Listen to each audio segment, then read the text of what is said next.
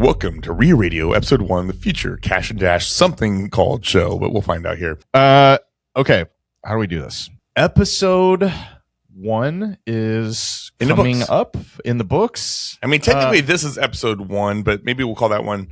Season 1 is in the books. Yes. And here we are back in the saddle, Teddy. We got a new podcast, Season 2 here, the Kash and Dash Show. Kept you on hold for 2 whole weeks. I know, just letting it simmer. Yes. Letting the anticipation build up. You know, they say absence makes the heart grow fonder. So let's see those 5-star reviews start pouring in after this. No, man, this is going to be fun. How was your week this week? We've had some things in the news. We've had some stuff that you and I've seen you 3 times this week. Well, we recorded which makes me happy. We recorded this a while ago, so just so you know, I just enjoyed St. Patrick's Day. Yeah. Okay.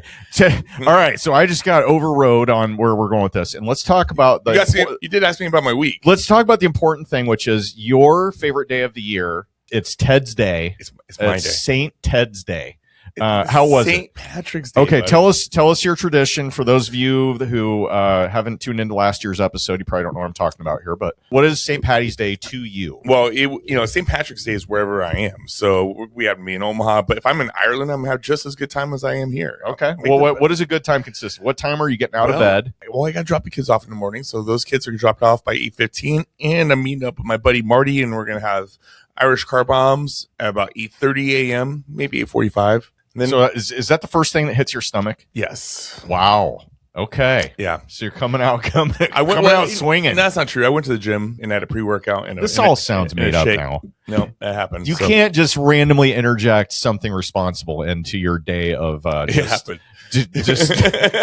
despondence. I'm trying to think of the right. But it hurt me in the longer because I was up longer already and I was even hungrier. Okay. Yeah. So what do you? All right. So you're throwing some fuel on the fire in the morning on top of your pre-workout. Yes. Which is Irish car bombs. Irish car bombs. All right. So we did 2 or 3 there.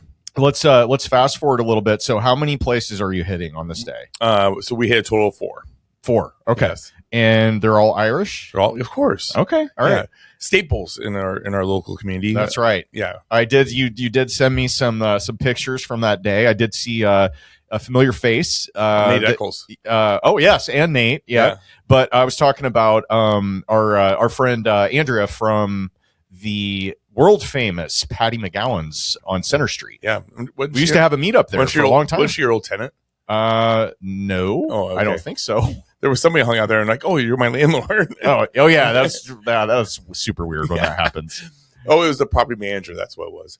But anyway, yeah. So we go to Patty McGowan's first. They have the best, corned beef and cabbage in town. Is it still good? There was a lot of controversy about that because Omaha Steaks did away with their food service line, and they were on the news about not being able to get actual corned beef. Oh, yeah, this is true. Oh, I didn't know that. But yeah, it was great, and the food's amazing, and it was very affordable. You put a couple of those down. I like to eat 2 or 3 meals. Are you eating corned beef and cabbage, or are you eating Reuben's? Corned beef and cabbage with potatoes. Okay, right on. So I can be able to keep on drinking my Irish car bombs. Okay. And so you have at least 2 to 3 meals before noon, and then you're going to be, it's going to set it up a little bit easier for the rest of the day. All right, now an Irish car bomb is what for those that don't know? Bailey's. It's going to be an Irish whiskey, and it's dropped in Guinness. In okay, a shot glass. You are not a beer man, as has been well documented. I really like Guinness. You do? Yes. Okay, I did not know this. Yeah, I've never seen you drink one. Yeah, I mean, I probably drank at least 20 of them, on St. Patrick's. So they 20? They go down really good, but you got to eat the corned beef and cabbage. It just soaks it up perfect. Wow. Hey guys, this is Ted with the Kash and Dash Show. Please like and subscribe to our podcast. I got to get back to this Rio group. Everybody say hi. Yeah! Wow. Okay. So you made it through the day. Yes, Ubered everywhere, just so you guys know, and like responsible. And it was really cold and it snowed, so there was no like smoking cigars outside, which probably would help me in the long run. Yeah, it probably did not hurt. Okay, so and you also brag pretty regularly about you've never had a hangover, or maybe like a small handful of them. Yeah, I mean, how were you feeling on Wednesday? Oh, I felt great on Wednesday, but when I got home, I had a headache within an hour of showing up at home. So I was down some Advil. Your stuff wasn't moved out onto the lawn? No, I showed up on time. I didn't have too much makeup on from dressing up. Oh my gosh. One time I had an orange beard and left a nice Any orange stain makeup on those is sheets. too much makeup on. Okay, in my book anyway. Was, Aiden, what do you think? It's more like hair dye. Aiden, do you have friends that go out? Like, do you go out and hit it pretty hard on St. Patty's Day, or is it just like meh? We'll stay home. Meh. Really? Yeah. So do you do Not really anything a thing for me. Irish, like any car bombs like Ted or No, I'm Guinness? not Irish. No. No. Okay. So you just you've had an ancestry and you know 100% what you are now. I'm like 1%. Oh, there you go. You're Irish. Okay. Yeah. so one car bomb. All right. Okay. Well, yeah. So an eventful day for you on Tuesday, which also means you got 0 done in your work life, pretty much on Tuesday, right? I on Tuesday, yes. Yeah. Well, Yeah. It's the day of Ted. yeah. I mean, there was a lot of pass offs and some text messages that happened there, but my mom did get a couple deals done for us. So Nice. go mom. Yeah, delegate. I like it. And she was out with us for a little bit. Okay. Well, so today we had a real luncheon meeting today, right? Yeah. And one of the things that we talked about, or that actually came up in the news this week, was a fairly yeah, there you go. A fairly well-known real estate family in Omaha. This gentleman's name is Connor Lund, and this was in the local news. So I'm not making this up. You can check it. Ted will link it in the show notes. Do you love when I used to say that all the time? John will link it in the show notes. Ted will put it in the show notes. So this gentleman owns a property in a pretty good part of town, and it's a nice property, a big, like 5-bedroom, 3-bath house, I think is what it is. And he went ahead and had somebody realize it was vacant, just went ahead and moved right on in, and had 6 people with her? 6+, yeah. Plus and a lot of plus pets. dogs, cats. So basically just went in and started squatting, and then invited friends, family, who knows. So this group gets the cops called on them. Lady takes out forged paperwork that says she bought the property, so she actually owns it. So then the minute that happened, it turned into a criminal matter, is my understanding. Because a lot of times the problem with squatters is they call it a civil matter, and the cops won't get involved if you call them out there, if it's after a certain point. If she probably had better luck if she had a lease versus saying that she owned it. Oh, I own it. I mean, that's pretty easy to look at that and say, yeah, no, you don't. I have the deed right here. But they still had to go through an eviction process. Yeah, they did. So they had to evict this group. Apparently, the guy who owns the property said there was $100,000 in damages in the property. That's a lot of damage. So that leads me up to something that came up while we were at the real luncheon, which was I gotta tell you that grinds my gears. Yeah, I get anxious and mad, and I just find myself getting like more and more tense whenever I read or see something like that, because it just pisses me off to no end. Well, I just don't. I mean, how does this law help people? It doesn't. I mean, because it makes no sense. I guarantee you, 99.5% of the time, you know that person is not legit. Yeah, because what landlord is going to say go through that whole process? Honestly, this should go away. And if the landlord ends up lying and is proved, they should get criminal charges. Right. Yes. But this is ridiculous. Yeah. Where is the common sense anymore? I tell you what, though, man, I could see this becoming more and more and more of a problem with, with AI. It's so easy to just create a document out of thin air, or just be like, hey, create a lease. And say I'm living there, that I signed this 2 months ago, and I'll sign it. You know what I mean? It's very easy to get that type of template now. I mean, it takes no effort. So I could just see this being more and more of a problem. But one thing I wanted to bring up was a really interesting tip that someone shared at your real luncheon, which was, she's basically like, yeah, so this kind of happened to us, or we had somebody kind of come in and try and mess with the house, but we have a camera. And I think she said they use Waze. Is that right? Waze camera? Yeah. But, there's Ring cameras. There's obviously a lot of different types of doorbell. I use the Nest ones. I love it. Yeah. But the tip on this is, so I said, oh, hey, quick question. I go, so do you keep Wi-Fi on at your vacant houses, and like how many of them do you have? Because in my mind, I'm like, that's going to be expensive if you got a big number of rentals and you're carrying Wi-Fi. I mean, that really affects your net operating income. And she says, yes, but I use what was it called, Verizon Cube, which is basically a standalone hotspot Wi-Fi. As long as you have an account with Verizon, there's no actual cost to get the hardware. You can throw it up in the attic or wherever in the house, just so it has enough Wi-Fi juice to power your cameras. right? Yeah. $35 a month. So if you got a vacancy and it's going to be, they're out of there for a couple, or, it's going to be vacant for like 2-3 weeks, just pop it over there and you can move it around different properties. I think it's a genius product. So I wanted to shout that out. That was, that's something I have not done. I've heard of similar things, but I've never actually purchased one or received one. I've taught this before, but I haven't done a ton of flips. But every renovation, every flip that I did, the very first thing was I did the internet and power when I could. Yep. And then I had a whole bunch of Nest cameras, and I set those up because you can just set them up anywhere, right? So I just had a portable modem and my cameras, and I set that up. Obviously, easier to do what you're talking about. But I remember I literally caught somebody just stealing the front door off one of my one of my renovations. It was actually my first renovation, and they were trying to steal the front door off of it. Like they came in through a window, and then were trying to steal the front door. That reminds me of there's a guy that I'm pretty sure I'll leave him nameless to protect the guilty here, but there's a guy I know that owns. Let's say he's involved in property management, owns his own properties. And when he would have somebody either squatting or they're living in there and not paying, he would take the door off. Just remove the door and tell them, hey, it's maintenance. Got to work, got to work on the door. Like, can you imagine even if you're squatting in a house and you're like in there and all of a sudden somebody comes and just grabs the front door. Right. I remember somebody telling a story. Yeah, maintenance. It's we'll have it back in a couple of weeks. I mean, then they're going to have to go out and buy a door or be like, they're going to go somewhere else more than likely that actually can protect them. I just think that's hilarious. I mean, it's a very ballsy move, I guess is what I'm saying. Yeah. What legal? I don't know. There? Yeah. Like I'm doing maintenance, Isn't that great? Man, they would leave. Get creative out there. They would leave, and then here comes 15 new people moving in. Yeah. By the way, so we, with our new season of the podcast here, we really want to get some more interaction going with our fans and listeners out there. So if you have never checked out our YouTube channel, we're going to be putting a lot of content out there. A lot of our older stuff is out there as well. So we understand. We also know that we have faces for radio. So if you want to just listen to us and not look, I get it. But we are going to have some bonus content out there. I think we alluded to that. But we also are looking at getting more audience participation. So if you have any questions you would like us to review, and maybe we'll talk about them on air, or if you have funny scenarios, what ifs, like you name it, anything goes here. It doesn't necessarily have to be real estate related. And Ted and I will pick some of our favorites and read them on air.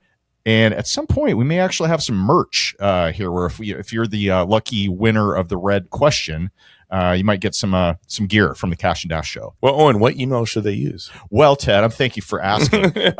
No, I was kind of playing around with some different options here, but I think where we arrived is since we have the domain cashanddash.com, our mailbag is going to be on air at cashanddash.com. So if you want to ask Ted or myself a question, or Aiden about his dating life and his hairstyle routine, personal grooming. Oh, okay. But if you want to ask us a question, this is a good place to do it. And like I said, we'll make that happen and pick out our favorites. The funnier, the better. And we also love good stories. So hit us up at onair at cashanddash.com. It'd be cool if we can just stream them in to tell the story. Yeah. Well, we'll have to work on our tech there. But Aiden's like, don't do that. Yeah. We're just trying to make it as hard as possible for people to get the stuff edited and on air for us. Anyway, so Ted, I occasionally have something that really grinds my gears. Oh, I cannot tell you how frustrated I am without my adult onset allergies. Like, if I bet you before about 3 years ago, I could count on one hand how many times that I have actually sneezed 3 times in a row. Never happens. I mean, like twice, maybe every 6 months that happens. I bet you I have sneezed. I don't think I'm exaggerating when I say I bet you I have sneezed at least 1,200 times in 2026, and it's March. Like, oh my, I'm so frustrated. And, we were talking before, like, I can't take anything for it because allergy, like, I hate how allergy medicine makes me feel. I don't know what it is, but like, what is the deal? I think I was 48 when this started coming on. This is a bunch of crap. I'm supposed to be getting hardy in my old age, aren't I? My kids make fun of me right now. It doesn't matter what time of the year it is. If I leave a bar or restaurant after spending some time there, as soon as I get in the car, I start sneezing. Oh, really? From anywhere from like 3 to 20 times in a row. And it just huge, loud sneezes. And the kids always laugh like, oh, you left the restaurant. Doesn't matter what time of year. I'm like, why do I always sneeze when I leave a restaurant or bar? Yeah, I don't know. That's weird. But that is weird. Yeah, but it's funny. I went out and walked my dog this morning. Fine. You know, I'm all stuffed. You know, I wake up, got a little bit of a sore throat and stuff just from like, I can't breathe, you know, out of my nose. So I get back, or actually, sorry, this is last night, and my kids and Jen were in the living room. And I'm walking up to the door, and I'm like, we have one of those like kind of little screens at the bottom of our storm door, and the door is propped open, so you can kind of like hear, and you know, the air gets through. Is what I'm saying. I get up there, and I'm like, I sneeze probably like 3 times, and I'm coming up the sidewalk, and then I hear inside like a bunch of laughing, and I'm like, I open the door, and they're all looking at me laughing, and I'm like, what? And Jen's like, well, it sounds like your dad's getting close, because they heard me like sneezing from about a block away, and I'm like, ugh. I just want to rip my eyeballs out. And they're so itchy. This whole getting old thing is not cool. It is not cool. Yeah. I don't like it. I don't enjoy it all. I have to do a sleep test. Oh. So. Wait. Is this like, you might get a CPAP? Is that what this is for? I went through this once, and they gave me a surgery because they said that I have a collapsing nose. Okay. And like a deviated septum? No, like where I don't even know what this part of your nostrils close, but the part that flares when you get mad or happy. Yeah. So it collapses when I breathe in. So. Weird. And only that side? Yeah, only the side. Yeah. And I had a surgery. It was good for like a year, and then it just went back. Wow. And so now I possibly have a surgery again, and I don't know. So like, otherwise, I'm going to have to get a separate bed because my wife's going to kick me out of the bedroom. So do you have sleep apnea then? We don't know. That's why I do the sleep tests. That would but is she telling you like you weren't breathing for like 40 seconds? No, and all of a sudden you're like, not yet. But no, that's not the conversation. Okay. Yeah, that's funny. I tell you what, going on this golf trip that I went on like 3 weeks ago, you know, like you guys are sawing logs. 7. Oh my god! Yeah, because you know, it used to be we would like, you know, we'd bunk up, like we'd have you know, like 2 dudes and you know, get a 2 whatever queen size beds and double up, and I'm like, I will save whatever money I can to pay for my own room. I don't care. Like I am. We know that about you. Yeah, I'm old enough where I'm like, I don't want to double up with somebody that we've been in golfing 36 holes a day and then drinking for, you know, 6 hours. Like it does not add up well with when you have like slightly overweight, like 55-year-olds. Like it's just sawing logs. So loud. Oh man. Good advice from 10 years from now. Thank you. I appreciate that. Yeah, exactly. I'll put that in the bank. Yeah. 10 years. Whatever, dude. You're knocking on the door. You said 55. That's 10 years away. I'm still 45. Not for very long though. You got 1 month, buddy. Yeah. I'm going to live it up all the way up to that spot. Though. Are you? Yeah. Are you doing anything special this year? Well, we were going to go to Vegas and went to buy tickets, but because of... Wait, you were going to Vegas without me? My wife and I were going to go to Vegas together and just do like a 2-day little thing. She wanted to do shows and then I fly into town the next day. Yes. And then the real party starts. And then she flies on all by herself back home. Yes. And then I stay with you for 2 days. Yes. Okay. Now we're talking. But the flight prices have like tripled. Dude, Vegas. Oh my god. It's crazy. I mean, the cost to fly in there is, it's just bananas. So it's like Hangover Part 2. Yeah. When I went to propose it to Jess, I looked up the pricing, and then it was like, oh, you know, we both can go there round trip for like $800. And I'm like, I can put up my credit card points. We're all good. And then a week goes by, you know, the war starts and all this bullshit's going on with the TSA. Oh yeah. And then I go look, and it was like going to be like $1,600 for us two to go. And I'm like, I just can't justify that for a 2-day trip. Yeah. You know, I'm a cheap ass. So Ted, it's one roll on the craps table. Okay. You just catch a 40-minute roll. When I'm hanging out with you. Yeah. No. And then, okay. So, all right. I like this plan. So I'll be flying in. You just let me know when and what hotel I need to book. If I don't get the flights though, I'm going to book the cigar bar. Okay. The day before, and which have already happened. and we have a big group that always comes to the cigar bar and hangs out. Usually we have about 100+ people there. What? Yeah. They go with you to the cigar bar. Oh, what are we talking about? On my birthday. You asked what I'm going to do. Otherwise, and I said, where are these 100 people coming from? Just people I know and friends, high school, people from Naria. So they're all going to Vegas? No, they come to the cigar bar, Safari. Oh. For a birthday. I said, if I don't go to Vegas. My bad. Okay. I was still in Vegas, man. Yeah. You gotta give me a cue card or something that says. We're going to re-listen to this part and we're going to see who is really I messed up on this one. All right. So no longer Vegas. You have, Safari. You've got the dinner or the drinks and cigars. Yeah. I've been to it. Yep. We did all of our planning there this week. That's right. We did. We did. And it was good. So, well, with that, guys, we do have Jay Scott coming up. Fun podcast. We haven't had him on since episode 85. Owen did a great job interviewing him, going over some things that he wasn't expecting, including his poker background and his FBI name. There's some very, very interesting stuff. If you're a Jay Scott fan, I know a lot of you are. Check out this episode because we tell some pretty funny stories and find out a little bit more about Jay than he maybe wanted to share, but that's in the files now. It's out there for posterity. I think the reason Jay enjoys coming on the podcast so much is because you find so much fun stuff to talk about.